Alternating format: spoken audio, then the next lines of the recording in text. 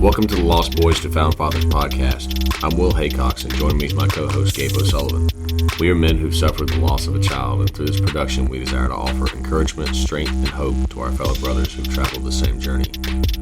Hey guys, we are in the midst of a series here we're going to call Tough Questions and Honest Answers. Basically, it's exactly what it sounds like. We are going to ask each other some questions from Gabe's book, Thy Will Be Done.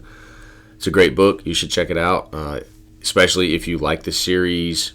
Check it out because you can see, we're asking some of the questions. We're not running straight through the book, so you can see these questions for yourself. You can see Gabe's story and how he and his family got to these questions, and you can reflect on them a little more than just hearing us ask it on this podcast. So where we are, we're going to read you this verse here. Is Romans 12, 1 and 2 is kind of what we're basing our thought process on for this series, and then I'll throw it over to Gabe to get right into it. So it says, and again, this is Romans 12, verses 1 and 2, I appeal to you, therefore, brothers, by the mercies of God, to present your bodies as a living sacrifice, holy and acceptable to God, which is your spiritual worship. But do not be conformed to this world, but be transformed by the renewal of your mind, that by testing you may discern what is the will of God, what is good and acceptable and perfect. Over to you, Gabe. Yeah, so again, the reason that we're doing this is that we're trying to help us men who have gone through the tragedy of losing a child or children to become better men, right? To move through those difficult times and allow them to mold us, not to break us. And we think that this is part of it. Part of it is like being real with yourself, with your feelings, with what you believe, with what you understand or what you don't understand because you think you understand, and then figuring that out. And so some of these questions are ones that are from the book. Like you said, we highly encourage you to go and work through them yourself. Don't just take our word for it, so to speak. Like, we want you to work through these things and think about them for you. And like, what are you thinking? Where are you coming from? Because processing helps us. Just like if the old adage, like if you can teach something, then you really know it. Well, you got to be able to work through this stuff for yourself, so that way you can kind of know where you're at in this process, or as Prince would say, in this thing called life. Man, just as an aside. The other night, we were watching The Voice. We were kind of behind on that. And the girl sang Nothing Compares to You, which most of us think about the Sinead O'Connor version. Prince actually wrote that song. And Interesting. On one of my many Prince albums that I have, it's like a live album, and it's the Prince with Rosie Gaines. Highly recommend that version of Nothing Compares to You. It's definitely my favorite. Never heard of that. I'll have to check that out. Oh, dude, it's so good. You have to type in all the words into your music app for it to be able to find it, because there's several different versions out there. But that's interesting. Prince live, Nothing Compares to You with Rosie Gaines. That's what I would suggest. All right, so that's enough of that tangent right there. Yeah, it's enough right. of Prince. Yeah, no, let's move on. I know. So let's get to the king. Leave the Prince behind. Man. Yeah. There we go. That's right. All right. So here's first question right here. Okay, why do you think there are so many teachings about health, wealth, and abundance today that contradict the overall theme of the teachings of the Bible? I'm so glad you asked me this question, because one of my hobby horses is heresies and perversions of the gospel that we fall into as Americans. Again, like you said, a quick aside, read the book.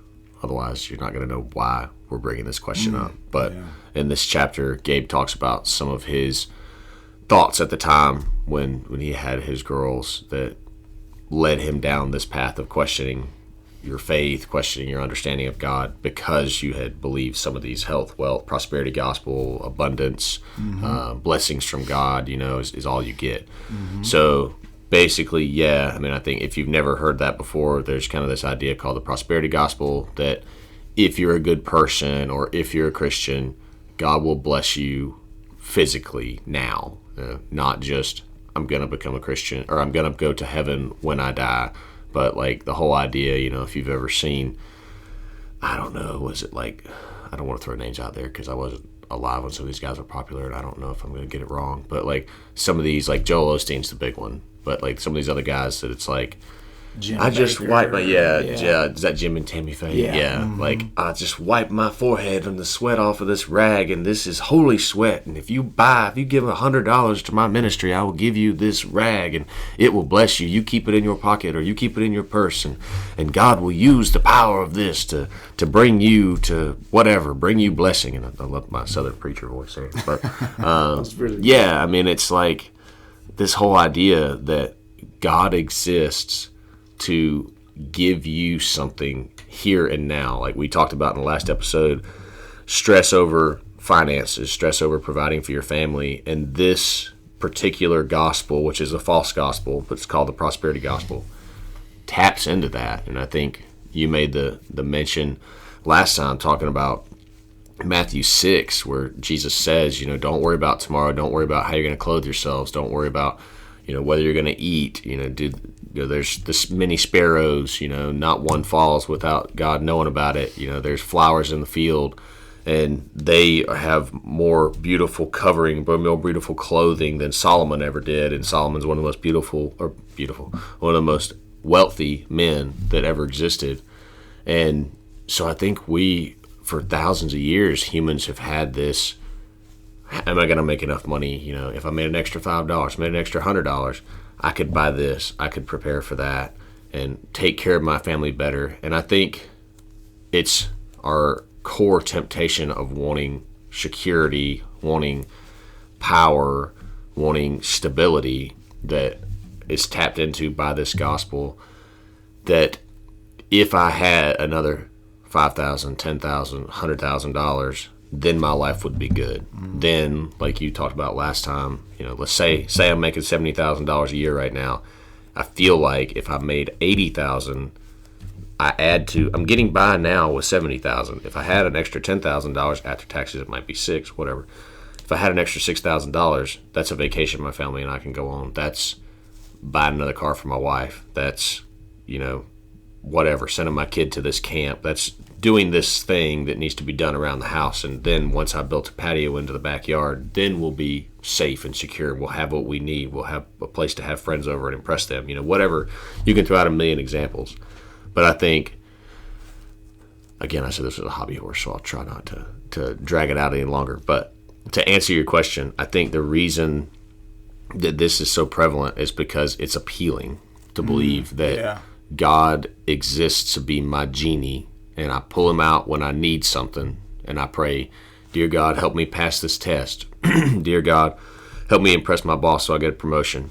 Dear God, help me get some overtime so I can make whatever enough so we can go on this beach vacation 2 months from now. And we see him as a being that exists to give me what I want, and not even what I need, but what I want for the moment. And when you have a pastor telling you that's all God is, you don't have to worry about your sin or your struggle to try to become more like Christ, because God doesn't exist to call you to repentance. God doesn't exist to be holy and separate and completely apart from the world in his holiness and his goodness and his righteousness. God just exists to give you what you want. So there's no conviction, there's no hard truth to deal with that God is perfect and he calls us to become more like Christ, which means becoming more like perfection. God doesn't care about our failures. God just wants to bless us with money. And I think that's, the idea, it's obviously bad for you, but if you remember when you were a teenager, Gabe, if you could pick the type of parent you wanted, did you want a parent who held you to standards and made you study for tests and made you prepare for your life? Or did you want a parent that was like, yeah, go outside, play with your friends. If you want to smoke some cigarettes, cool. If you want to drink some beer, cool. I know you're only 16, but you just do what makes you happy, and and I'll bless that, and I'll provide for that, and I'll get you what you need. That's the parent we want. But I think those of us who had really either one should be honest enough to say, the parent that gave me some discipline, loved me more, cared for me more, and prepared me more for real success than the one who just said, you do what you want, I'll give you anything you need. So, yeah, I think it appeals to our human natures to want what we want when we want it. That's right. Absolutely. And the thing I thought about, too, when you were saying that is that, you said it's I think you said this, prosperity gospel is easy, it's appealing, and it's super easy, and it's easy to sell. It's probably hard to explain when it don't pan out, but like we will have everything that we could ever imagine, dream, and want eventually, right? Because we're heirs to the kingdom. Like when we get to heaven, all of our wants and needs will be fulfilled, because we'll be in the presence of God, who is everything that we need. But again, you get there by repenting and giving your life to Christ and making Him your King. You don't get there by making Him who you want Him to be. You get there by Him making you who He wants you to be, right? And I think that's something for us to remember. That's good. So the next question I'll ask you, Gabe, is what are your views about God and His blessings on this earth? Have they changed due to difficulties you've faced or are currently facing? So, yeah, they changed a lot. As we went through our situation, that's, I guess, the reason I posed this question, because, my world was really shaken because of these viewpoints that I had about, hey, if I do this, then God's going to do this, right? I had this very transactional view of my relationship with the Lord, of like, almost like a, quid pro quo and, like this karma kind of thing, right? Like if I don't sin too much and do enough good things, then I'm going to have these blessings from the Lord, and so my view changed a lot, when we went through this, because I'm there praying, for when my wife was going through preterm labor, I was praying, that God would stop it and reverse it, so that way she could continue to carry these babies and they'd be full term. And I was believing that, like, oh, we're going to get out of the hospital. It's not going to be a big deal, like she's going to be fine. Or, worst case scenario, she's going to be in this hospital bed for the next 10 weeks. But it's going to be okay. She's going to be fine. The girls are going to be good. And then obviously, none of that transpired. And then after that, I'm like, okay, well, the girls are born. They're going to be okay. This is fine. God's going to just heal them. We're going to have this miracle story for Him. We're going to have these 3 amazing little, NICU miracle babies, right? That survive after being born so young. And then that didn't happen. All 3 of them pass away. And then I'm really like, what just happened, right? Because I prayed, and I was, thought I was, faithful. So then I started going through all these lists in my mind of, oh, wow, here's the sins that probably screwed me up here, right? Here's where I was disobedient to the Lord. Here's where I rushed things, when I'm talking about like having guilt over doing fertility stuff, to get pregnant. And then I'm well, here's all the times that I thought these thoughts or did these actions, right? Of just going down this list of these sins or perceived sins. And I'm like, well, that must have been what kept God from hearing my prayers, right? All that super whack. Like, it's not biblical. It's not correct, right? But I didn't know that, man. Like, no fault to any of the teachers or preachers that I'd sat under. It's just my fault, right? For not like digging into the Word and knowing what God's Word said, like, and about these things. And so, here's what I know: like, God blesses the righteous and the unrighteous. Like, there's a lot of very unrighteous people that have more than they need, that have everything that they want physically, here on earth, and those blessings come from God. There's very righteous, God-honoring, Christ-loving people that are probably in a detention camp right now in China or Syria or, Iran right now, because they follow Christ so closely, and everything they've had has been taken from them, and their family's been killed. They don't have a job. They're living in a concentration camp because they follow the Lord, right? And so I learned that earthly blessings does not necessarily equate to how much God loves you or your relationship, how close your relationship with God is. It could be the inverse of that. Or it could be that God has blessed you because he just wanted to, and you do have everything you need and a lot of stuff that you want.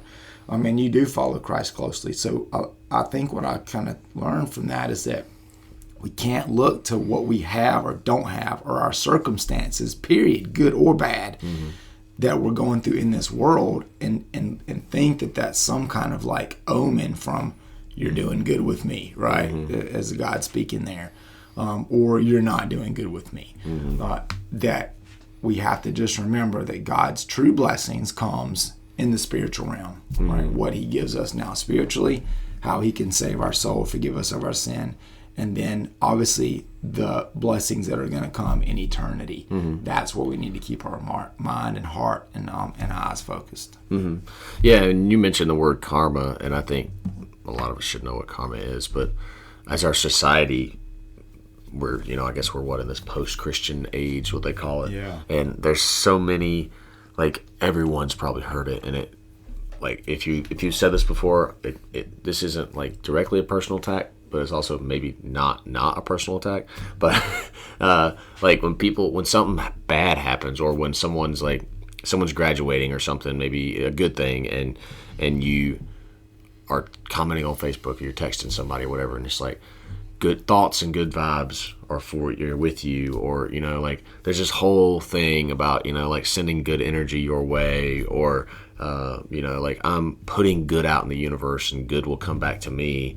And besides the fact that that's all garbage, like, where do you get that? Nothing in the Bible says if you think good thoughts, good things are going to happen to you. Like, go to the story of Job. We could walk through the whole book of Job. It says Job was a righteous man. Like, Job was such a righteous man that the devil saw him and wanted to turn him against God, because I'm assuming the devil's mindset here, but from what we could tell, the devil thought, if I can turn this righteous man against God, I can turn anyone against God, and I can prove to God that I'm more powerful than him because I can turn his most faithful followers against him. What happened to Job? I mean, Job was blessed. That's what we see at the beginning, is like he probably was one of the most wealthy men in the whole world. But Job went through, he lost his, I don't remember exactly the order, but he lost like his crops, he lost a bunch of servants, and he lost like all of his flocks. He lost his kids, the most important part of that. And then his wife is like turning against him and saying, curse God and die. So Job literally lost everything in his entire life, all of that he built, he could have built his identity on. He was the most wealthy man, he was considered wise. People came to him and talked to him, and these friends, quote unquote, that came to him afterwards just jumped and piled on him because he was, the mighty, and how he has fallen. Job didn't live by this principle that if I do good things happen to me. If I send good vibes into the universe, good vibes come back to me. If I do well, karma turns it all back around, and my life is good. Like, to reiterate that point, Job was a righteous man, yet every possible bad thing that could have happened to him. And God did restore him in the end, but you still can't take away the fact, like, you can say, yeah, crops died, I grew new crops, but he lost servants, and I'm assuming some were friends, and he lost his kids. Like, we know as this podcast, having more kids doesn't replace the kids that you lost. So Job, it's not like God just snapped his fingers and all his kids were resurrected. Those kids died, and Job had more children, had a family. And so if we live by this karma, good vibes, energy out in the universe, again, besides the fact that it's garbage and has nothing to back it up, you're trapping yourself in this mindset, this new agey mindset that, like, if I think bad thoughts, which can just mean thinking realistically, like if I'm preparing for the fact that if I get into an accident and die, my family can't support themselves, so I should get life insurance. There are people who are so far in this new age, good vibes mindset that they will not allow themselves to think of that, or they beat themselves up when they think about it because they're like, oh no, I put my death out in the universe. Mm-hmm. I put the possible negative thing that happens to me that allows my family to be alone out in the universe. Therefore, I'm willing it to happen. Mm. And like, bro, you don't have that power. Like, you know, there's nothing else to say about that. Like, if putting things out in the universe allows something to happen, I'd have superpowers by now. Because when I was 12 to 18 years old, I'm like, God, it'd be great if I had superpowers. I'd be so good. I'd be Superman. I'd go and I'd stop wars. I'd stop genocides in Africa. You know, I'd like shut down all the terrorist organizations. I'd bring people food, you know, like I'd bring money to the poor. Like I'd be like super Robin Hood. I don't have any superpowers. I'm about to go to the gym after this. Guys at the gym can tell you I don't have any superpowers. I barely have powers. So, yeah, I mean, this, again, it's a hobby horse, but this whole karma, good vibes in the universe thing is like, that's whack. Let's stop. Two things. A serious thing about that, and then I'll call it a silly thing. Serious thing. Like, I still sometimes struggle with that. Like, when I'll be praying for my kids, right, for something, right? Like, I'll give you an example. Recently, I would just pray, like, God, I pray there'll be peace in our home today. And then it'll be, like, the most unpeaceful, like, my kids have lost their mind. Like, they're mean, you know, they'll be mean. They'll be, like, disrespectful. Like, they'll, you know, be yelling at each other, getting in fights, like, mean to us, whatever. And then we're, like, you know, reciprocating with the reaction instead of positivity, or instead of, you know, just ignoring it, you know, whatever. Like, it'll just be bad. And then I'll have these two thoughts. One thought is like, dang, I shouldn't have even prayed that we would have a peaceful day, because then that gave the devil a foothold to attack us, to not have a peaceful day, and he won today, right? I'll think that. Or like, I'll be praying for my kid to be healthy. They'll come home sick, right? But the second thought, and so then I'll be thinking, why did I even pray? Like, I'm just not going to pray for stuff that I don't want to not happen, like, because then it seems to happen, right? And then I have to, God, you know, will check me and be like, well, dude, what if you had not prayed for there to be peace? How bad could it have been, right? Or what if you had not prayed for your kids to be well, and to be protected from sickness? How sick could they have, you know, potentially become? Like you just said, my prayers do not dictate the universe, right?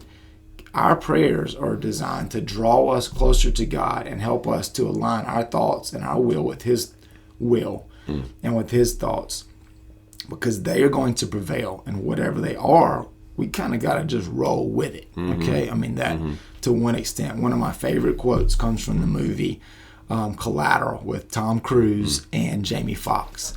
And he says, okay, we're into plan B. He says, we got to roll with it. I Ching and all that. And I'm not going to use the expletive they use. And I'm like, that's the way life goes, man. Like, you know, like, you just got to roll with it. There's a lot of plan Bs that come up that are like, this is not what I intended. This is not how I prayed. But we're into plan B. So you just got to roll with it, right? And so that's one thing that I've learned about that. It's God's sovereignty, not our sovereignty. We are not God. We do not, like you said, we do not think things into existence or speak them into existence. He does. Now, we could go round and round about that, but we're not going to today, because this podcast isn't for that. But it'd be fun, because, like I said, this isn't my hobby horse. I could talk for a couple hours about this stuff. Look, I've read so much positive psychology stuff in my life. Like, we could go back and forth about how, like, you know, the whole Jim Carrey story of going up on the mountain and looking over Hollywood with his check he had written out of, you know, of him manifesting his $20 million, you know, paycheck for for something, right? And he gets that for The Mask, I think it was, you know, which was a terrible movie. And he made a lot of money for that movie. A lot of money, but we're not going to go there today. But second thing, you were talking about superpowers. Yesterday, I had a conversation with my 11-year-old son. Dad, if I had superpowers, I'd be invisible, I'd fly, and I'd have a lightsaber.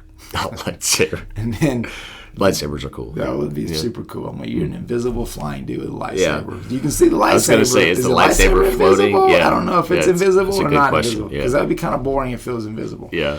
But then, and then the other days. Very effective, though. I would be very effective. Like, why did my arm just get chopped off? I don't know. I hear this humming in the background. Yeah.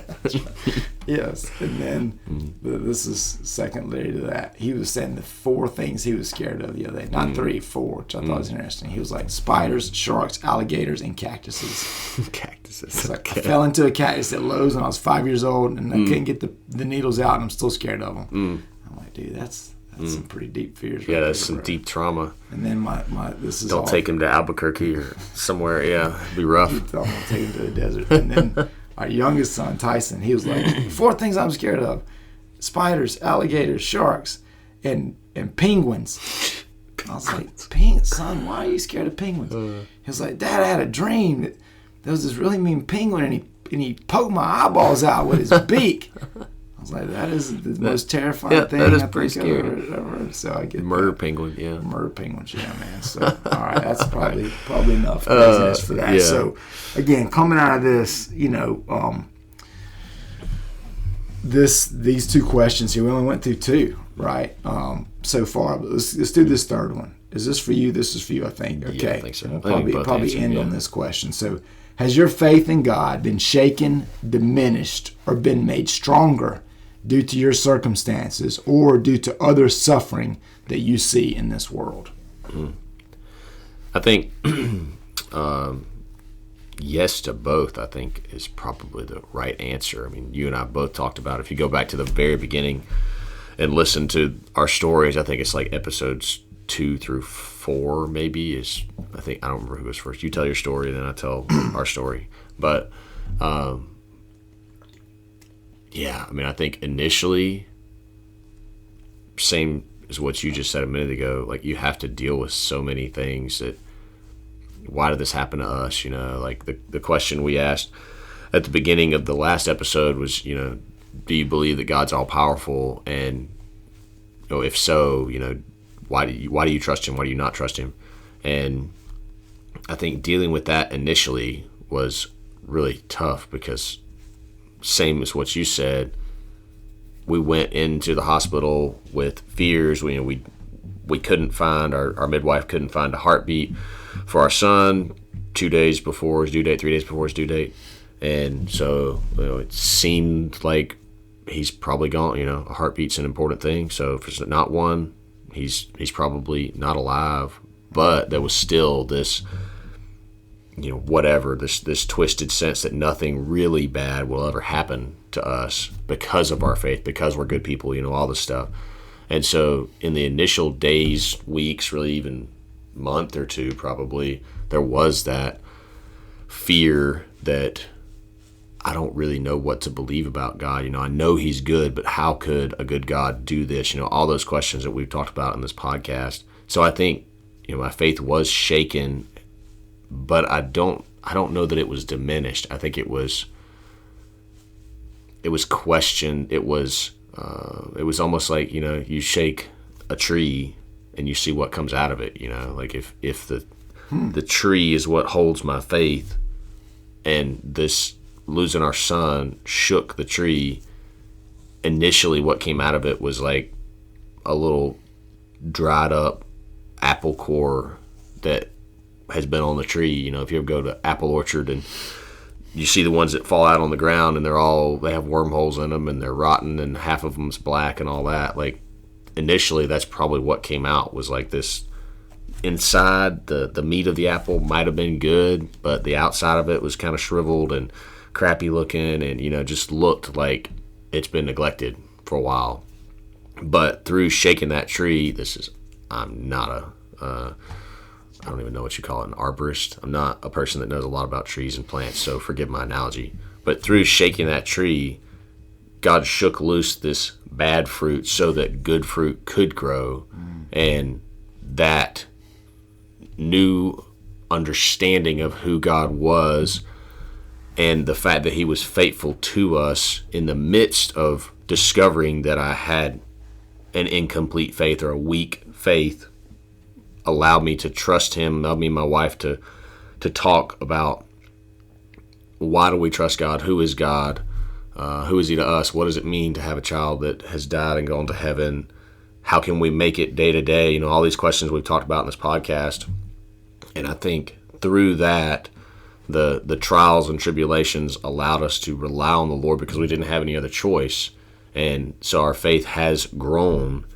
And so I think to answer that question, yeah, I mean, when it first happened, my faith, I mean, I wouldn't necessarily say diminished, but faith was shaken so that it could be made stronger. And I think that's not, back to this health, wealth, prosperity thing, that didn't mean, you know, the whole idea of, what doesn't kill you makes you stronger, although I think to a certain extent that's true, you know, in practical ways. But I think having our faith shaken showed me that I'm not the one that manifests things. I'm not the one that is in charge of things in the world and everything, you know, from losing a child all the way down to whether or not there's traffic.